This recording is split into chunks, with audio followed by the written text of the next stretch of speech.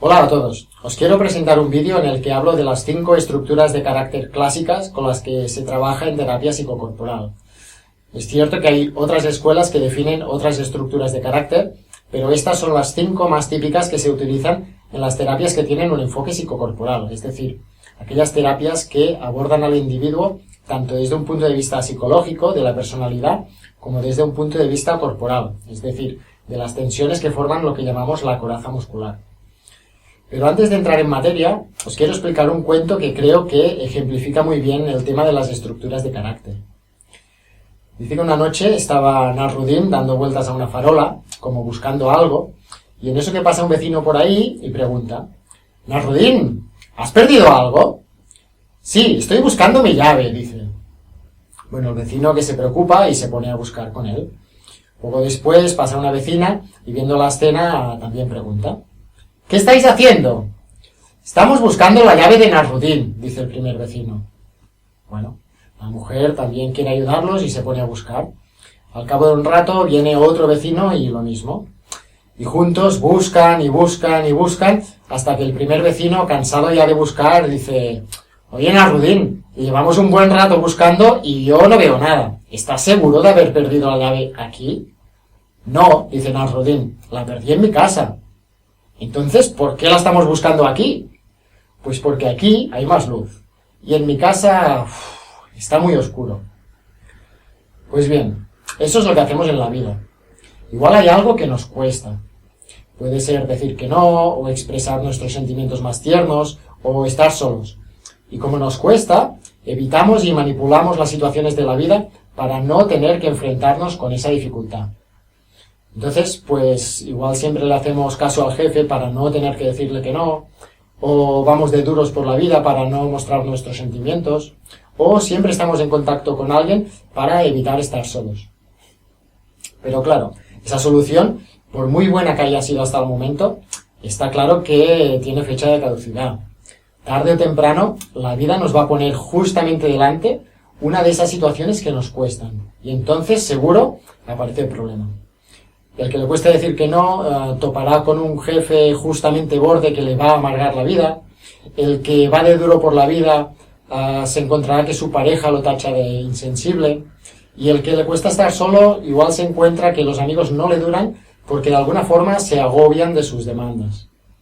Y ahí nos encontramos frente a frente con el problema. Lo que pasa es que a la hora de buscar la manera de solucionarlo, parece que se nos ha olvidado que hay algo que hemos estado evitando todo este tiempo. De hecho, hemos construido nuestro mundo a fin de no afrontar y de camuflar esa dificultad. Y ahora, cuando la vida está que necesita una solución, se nos olvidó cuál era la dificultad y pretendemos solucionar el problema que se creó sin atacar la causa verdadera. Entonces, igual cambiamos de trabajo porque no soportamos al jefe, o cambiamos de pareja porque la que tenemos no nos entiende, o nos pasamos el día absortos en videojuegos para estar entretenidos. En cualquiera de los casos, está claro que estamos buscando la llave donde no toca. Lo que hacemos es buscar soluciones afuera para no mirar adentro. Pues bien, la propuesta que hago en este vídeo es intentar deshacer el camino que nos perdió, mirarnos adentro para ver cuál es la zona oscura de nuestra conciencia. Descubrir que la forma como nos solemos comportar, que es nuestro carácter, no es azarosa para nada, sino que tiene la intención perfectamente calculada de encubrir nuestros puntos débiles. Como dice el refrán, dime de qué presumes y te diré de qué careces. Escribo en este vídeo las 5 estructuras de carácter de la bioenergética, 5 personajes típicos que encubren 5 heridas básicas. Está claro que en este mundo no hay 2 personas iguales, pero si te puedes identificar con alguno de estos personajes, ya tienes alguna pista sobre por dónde empezar a buscar la llave que te falta.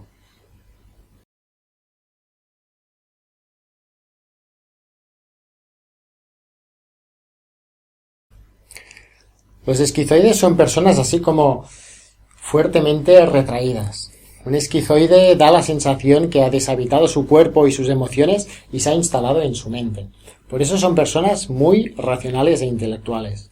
Un esquizoide, para hacernos una idea, Conoce seguro las bibliotecas y librerías de la ciudad donde vive. Eso aparte de tener en casa su propia biblioteca particular. Y es que los libros son para el esquizoide como un fiel amigo que le ayuda a entender el mundo. Porque él, más que emocionarse y experimentar sensaciones, lo que busca es, pues eso, entender racionalmente cómo funciona el mundo y cómo funciona también él mismo. A lo mejor cuando ya se haya leído 20 libros de psicología y le parezca que empieza a entender a las personas, saldrá de su castillo a experimentar, pero no para vivir a tope, sino que saldrá casi como a recoger muestras de lo que ha leído para luego continuar con su estudio particular sobre cómo es el universo humano. Un esquizoide se siente cómodo, por tanto, trabajando de científico o de bibliotecario. Se siente cómodo analizando, discutiendo y estando en definitiva cerca del conocimiento, moviéndose, digamos, por el territorio que él se siente más cómodo, que es el de la cabeza. La experiencia traumática de los esquizoides es que su primer contacto con el mundo fue vivido como algo muy, muy amenazante. Y como eran todavía muy frágiles y no tenían manera de defenderse, se vieron obligados a escapar de su cuerpo y de lo que estaban sintiendo para atrincherarse en su mente. Y ahí digamos que se quedaron. Por eso, a pesar de ser personas extremadamente sensibles, que sin duda lo son, no hay mucha calidez emocional cuando tratas con ellas, porque las emociones las siguen viviendo como algo muy amenazante. Su cuerpo, para evitar sentir, está como compartimentado por las tensiones musculares, y con ello inevitablemente han perdido la gracia del movimiento espontáneo, porque ser espontáneo es lo opuesto al control racional que ellos ejercen. Los esquizoides todavía conservan el estado de terror que sintieron en los primerísimos impases de su vida. Y eso se refleja en un cuerpo que, además de ser delgado, como con poca presencia, está tenso, está constreñido. Y estas tensiones que hay en su cuerpo y que con el tiempo se han vuelto crónicas, se encuentran sobre todo en las articulaciones, de manera que estas tensiones impiden el libre flujo de energía por el cuerpo, sobre todo en los extremos, como son las extremidades. Por eso los esquizoides suelen padecer de tener las extremidades frías, eso suponiendo que la desconexión con su cuerpo no sea tan fuerte que no lleguen ni tan siquiera a sentir el frío. Eso sería, está claro, un caso extremo. También el segmento ocular tiene mucha tensión, con una mirada como de miedo, fría, poco expresiva, con frecuencia con problemas de miopía. Tienen también mucha tensión en la zona de la nuca, y esa es una tensión que les sirve, como decía antes, para aislarse de las sensaciones que hay en su cuerpo, que está como situado allí más abajo, a lo lejos de su cabeza. Al esquizoide lo llaman también el falso Buda, porque da la sensación que ha trascendido sus emociones, que ha ido como más allá. Pero en realidad lo que sucede es que le cuesta muchísimo, teme entrar en contacto con el mundo emocional. Y esa es de hecho su mayor dificultad, y algo que le lleva muchas veces a evitar las relaciones personales. De ahí que es fácil que el esquizoide se acabe aislando en su isla desierta de conocimiento, y es muy común que acaben sufriendo su tremendísima austeridad emocional e incluso austeridad física. Entonces el reto para los esquizoides consiste en encontrar la manera de salir al mundo a manifestar todo su conocimiento, a materializar la inmensa creatividad que reside en su interior. Lo que le puede ayudar es invitarse a sí mismo a sentir y a querer su cuerpo, permitirse recibir la calidez de otras personas, tal vez en un entorno seguro, y dejar que aflore ese amor puro que guardan protegido en el fondo de su corazón. Es un amor como muy puro, pero que realmente está muy, muy escondido. Le puede ayudar también dejar de leer y compartir sus experiencias con otras personas. Atreverse a salir de la cueva es algo fundamental para ellos. También le puede ayudar a encontrar la manera de expresar su rabia y su fuerza, porque eso le permitirá fortalecer los límites que luego le van a permitir atreverse a salir al mundo.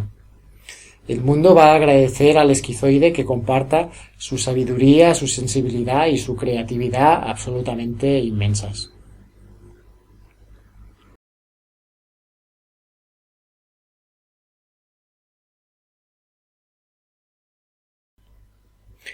Las personas con una estructura de carácter oral se caracterizan por tener una sensación interna de vacío, de carencia, como si les faltara algo para sentirse llenas y felices. y esa sensación interna de vacío se manifiesta externamente a través de una apariencia de poca energía y agresividad, con la espalda un poco curvada, y también de una falta de un sentido de independencia. Ante esta sensación de vacío, el oral no tiene muchas más opciones que ir a buscar la energía que siente que le falta afuera, sobre todo a través de los demás. Por eso los orales, si se lo permiten, pueden llegar a ser personas muy demandantes, que reclaman constantemente la atención del otro. Es su manera, digamos, de sentirse nutridos. Estoy hablando, por ejemplo, de aquellas personas que no paran de hablar de sí mismas y de sus cosas. A lo mejor tú les cuentas algo, pero ellos, casi sin darse cuenta, otra vez vuelven a lo suyo. Es algo casi automático. Pero hay otras formas, se podría decir, más sofisticadas de reclamar la atención. Están los que se vuelven adictos al móvil o al Facebook, los que desarrollan un gran sentido del humor para ser el centro de atención. Incluso están los que se vuelven hipocondríacos y así los otros están pendientes de sus posibles enfermedades. Después también están los orales que, en un intento de sobrellevar esa sensación de vacío interno ante los demás, se pasan al otro extremo e intentan ser personas súper independientes, como que ellos no necesitan nada. Pero en realidad existe una pulsión interna que hace que a los orales les cueste muchísimo estar solos o no tener pareja, y llevan muy mal el ser rechazados, aunque sea por una simple, entre comillas, llamada de teléfono no contestada. Otra forma que utilizan los orales para huir de su sensación de vacío es buscarse nuevas ilusiones, ya sea una pareja nueva, o una terapia nueva, o un viaje para las próximas vacaciones. Es una especie de estrategia para revitalizarse, y así pasan épocas de gran euforia en las que realmente creen haber encontrado esa felicidad que estaban buscando, y épocas de depresión en las que, pues después de un nuevo fracaso, es como que la vida no tiene mucho sentido. Pero ¿de dónde viene tal sensación de vacío del oral? A los orales les faltó calor materno durante su primera infancia. Son personas que a lo mejor fueron destetadas demasiado pronto, o que tuvieron una madre que estaba muy ocupada. Y ellos lloraron y lloraron pidiendo a la madre, pero por más que lloraron la madre no llegó, y ellos se quedaron exhaustos y decepcionados de tanto llorar sin éxito. Claro, ¿cómo se queda uno después de eso? Pues con mucha tristeza, que es justamente lo que hay detrás de esa sensación de vacío que comentaba. Además de tristeza, el oral tiene también mucha rabia, que es la rabia de no haber sido atendido en su llanto. Pero no se trata de una rabia súper explosiva, sino más bien de una rabia impotente, que se manifiesta a un nivel más sutil, muchas veces en forma de envidia. Es una envidia hacia los otros porque tienen más que él, o porque son felices mientras que él no lo consigue. Es una envidia que parece estar a medio camino entre la rabia y la tristeza. Esa rabia sutil también puede salir en forma de reproche, muchas veces inesperado, como comentaba antes, cuando el oral, por ejemplo, se siente abandonado por un amigo porque no le devolvió una llamada perdida. Son situaciones que conectan al oral con ese sentimiento de no haber sido atendido en su llanto.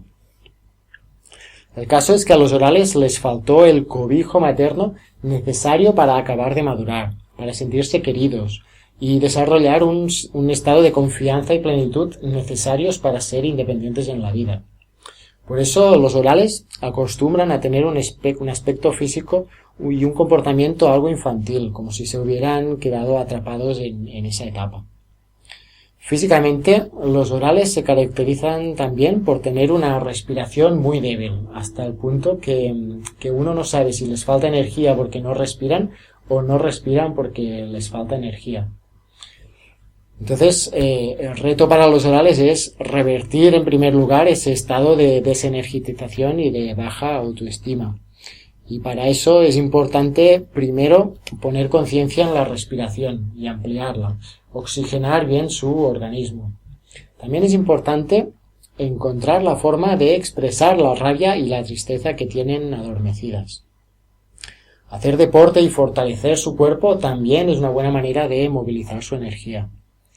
Y a partir de ahí, una vez se activa esa energía interna, el oral puede empezar a abastecerse de una fuente que hasta ahora inevitablemente estaba buscando afuera. También entonces puede empezar a cultivar la aceptación de sí mismo y desde ahí empezar a escuchar y a empatizar con las otras personas. cuando el oral se fortalece energéticamente y recarga su autoestima, entonces empieza a callar y a atender también al otro. Dar el paso no solo de recibir, sino también de dar. Los orales, una vez transmutan, dejan de mirar su ombligo y su necesidad, dejan de compararse y pasan a servir, a poner su gran capacidad de introspección y de búsqueda de la felicidad al servicio de los demás.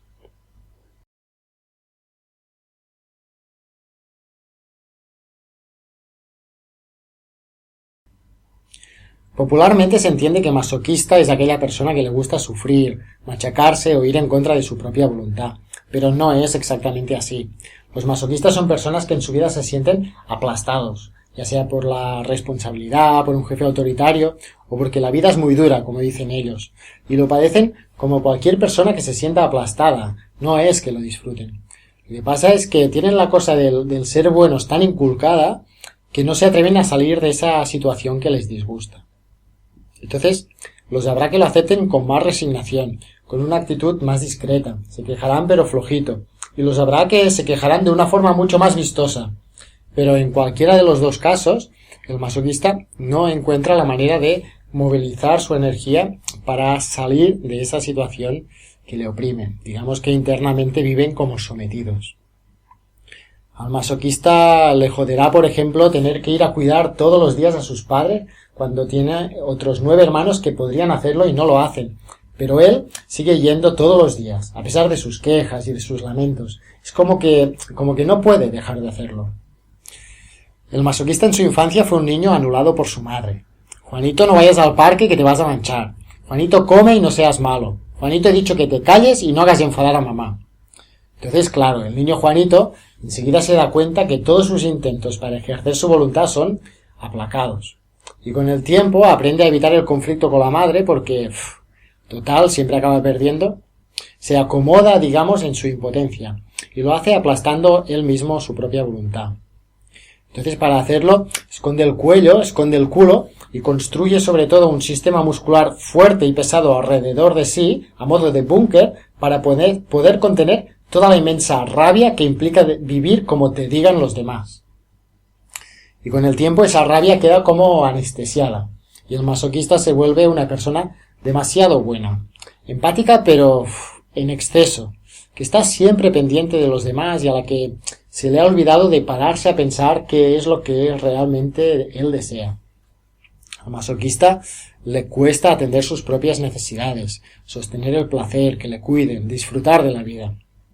Su actitud complaciente hacia los demás le sirve en su fantasía neurótica, para seguir recibiendo el amor de papá, de mamá, de mis compañeros, de mi jefe e incluso de Dios, no fuera caso que me vaya al infierno. Digamos que el masoquista es un buen candidato a creer en el infierno. El masoquista teme ser malo por el simple hecho de hacer lo que le apetece. Pero no os dejéis engañar por la actitud sumisa del masoquista, porque si el masoquista no se atreve a decir no, es porque tiene tanta rabia, tanta, que si la expresa siente que va a explotar y va a matar a alguien. Y esa rabia inevitablemente se manifiesta y lo hace sobre todo en forma de pasivo-agresivo, que es como un no silencioso, pero inamovible. Y también se manifiesta en forma de orgullo. Los masoquistas, a pesar de que no lo parecen para nada, tienen una actitud interna muy orgullosa. Es como, voy a hacer lo que me dicen, pero yo sé hacerlo mucho mejor. Lo que pasa es que le da pánico hacerlo como él quisiera. Y esa es la tarea del masoquista. Afrontar el miedo a decir no. Encontrar la manera de liberar su rabia interna para conectar con su fuerza auténtica y su independencia. Dejar de depender de la aprobación de los demás. Tomar conciencia de todos los mandatos que le daban de pequeño y que él ha hecho suyos. Frases como cállate o no seas malo todavía resuenan dentro de la cabeza del masoquista y de alguna forma anulan su libertad. Entonces cuando los masoquistas han podido liberar esa rabia contenida, se vuelven personas asertivas, que tienen una gran empatía por los demás, pero que saben poner límites.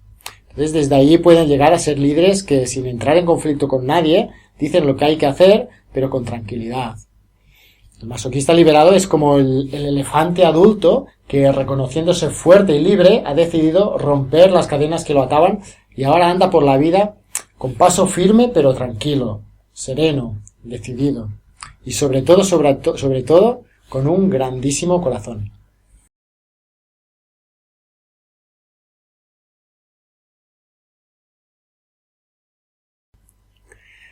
La base del carácter psicopático es que niega sus sentimientos, especialmente aquellos que mostrarían su vulnerabilidad, entre ellos los sexuales. Y sí, negar nuestros sentimientos es algo que en cierta medida hacemos todos, cuando por ejemplo tenemos un mal día y no nos apetece dar explicaciones a nadie. Es aquello de sí, estoy bien. Pero lo que distingue al carácter psicopático es la presencia de un ego muy fuerte, obsesionado en vender al mundo una imagen de fortaleza, hasta el punto que las necesidades emocionales profundas de la persona, el afecto o la sensibilidad, quedan totalmente relegadas a un segundo plano, alejando a la persona de la felicidad y el placer auténticos.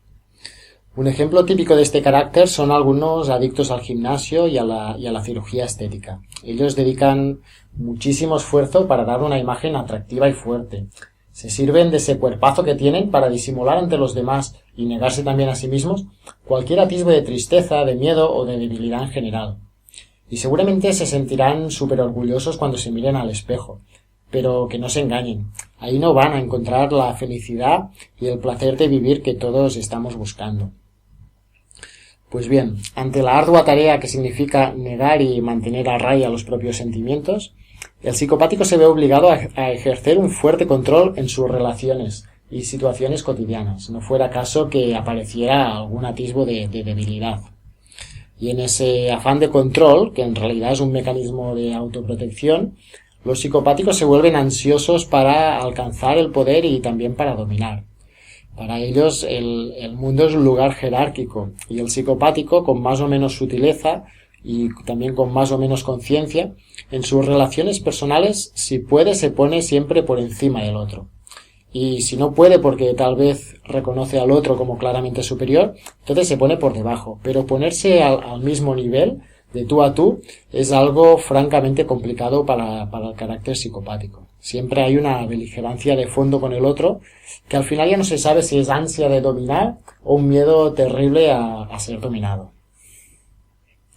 La forma de dominar del carácter psicopático puede ser amedrentando, con un alto nivel de violencia, o también lo puede hacer seduciendo, ya sea a través del flirteo puramente sexual o de una forma más sutil. Sería algo así como: «Hey Juan, ¿qué camisa tan chula que llevas hoy? Oye, tú que estás aprendiendo tanto de contabilidad, ¿por qué no me asesoras en unos negocios importantes que tengo?»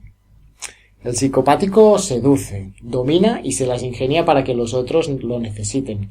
Y esa es su manera de así no tener que expresar su propia necesidad, porque eso es algo que le da auténticamente pánico.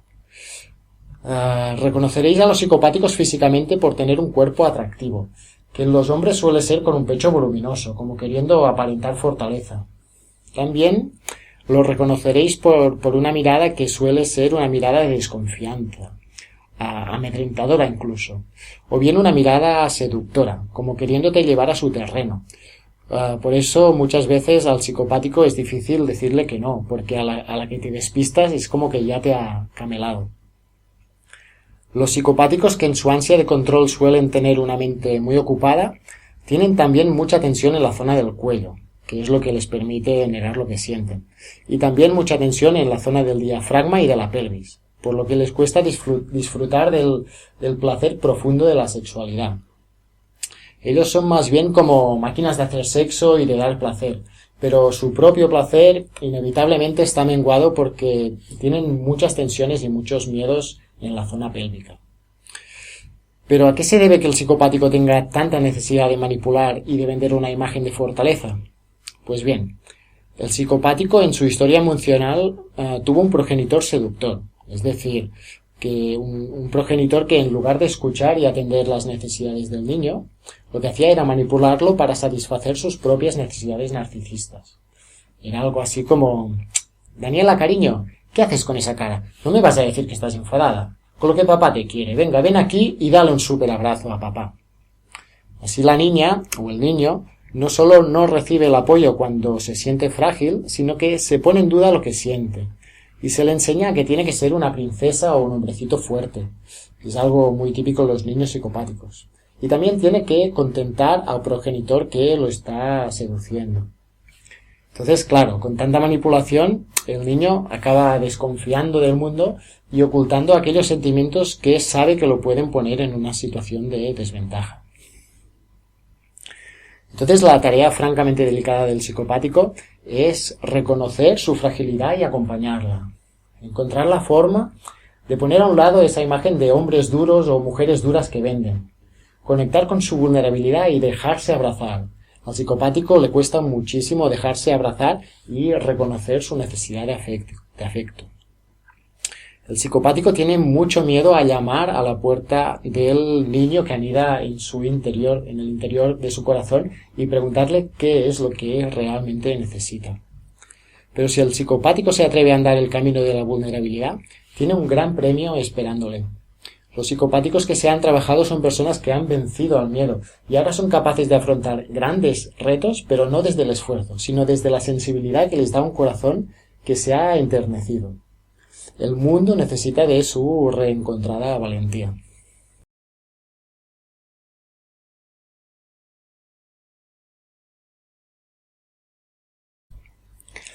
A pesar de que en la estructura de carácter rígida encontramos subtipos con ligeras diferencias, algo fundamental en los rígidos es su actitud ligeramente distante, altiva. Con un cuerpo que acostumbra a ser proporcionado y una espalda recta, son personas que suelen tener bastante seguridad, personas capaces, vitales, que se manejan bien en la vida, personas que se relacionan con facilidad, son en definitiva personas de éxito. Pero no pretendas hacer cambiar mucho de planes a un rígido o intimar mucho con él, porque te vas a encontrar con un no. Es un no que en el fondo te está diciendo, no, lo haremos como yo te digo. Un no que viene de una actitud como demasiado controladora y que tiene su raíz en el hecho de que temen abrir su corazón. Como siempre, esta actitud de poca apertura no es casual y en su historia emocional encontramos buenos motivos para que se hayan instalado, digamos, en la cosa esta orgullosa. El niño rígido creció en su primera infancia de forma bastante satisfactoria. Tuvo de bien pequeño los cuidados y el afecto que necesitaba. Pero llega un día en el que el niño, por su fase de desarrollo, se acerca al padre o a la madre con todo su amor, buscando el contacto piel con piel. Es un contacto directo y placentero que el niño busca, pero es un contacto todavía inocente, porque el niño no tiene la sexualidad todavía desarrollada. Para él, esa nueva forma de contacto que está justo descubriendo ahora es su forma más genuina de expresar su amor. Pero el progenitor, que sí que tiene su sexualidad plenamente desarrollada, se ve desbordado por ese acercamiento y rechaza el contacto del niño. Pues bien, la herida del rígido es ese rechazo ante su deseo genuino de contacto amoroso. A partir de ahí el niño teme abrir su corazón y buscar el contacto. Antes que ofrecer su amor, se coloca en una posición orgullosa, como de no necesitar. Entonces, de mayor es fácil que tenga dificultad para tener relaciones íntimas amorosas. A los rígidos, a pesar de tener una sexualidad muy desarrollada, les cuesta mucho mezclar el amor profundo y la sexualidad. Eso es algo que para ellos es muy complicado debido a su historia emocional. Los rígidos, para tapar su parte sensible, demuestran fuerza de voluntad y orgullo. También se defienden aparentando ser perfectos y como ya de por sí son personas capaces, es muy fácil que la exigencia se vuelva su modus operandi. Pero si el rígido observa de dónde viene su afán de control y su rigidez física y mental, se dará cuenta que no es porque las cosas sean como él cree que son, sino que todo es una estrategia perfectamente calculada para no dejarse tocar. Verá cuánto le cuesta mostrar su parte amorosa. Y también cómo su vida se tiñe de gris con esa actitud, alejándose, digamos, del placer auténtico de vivir.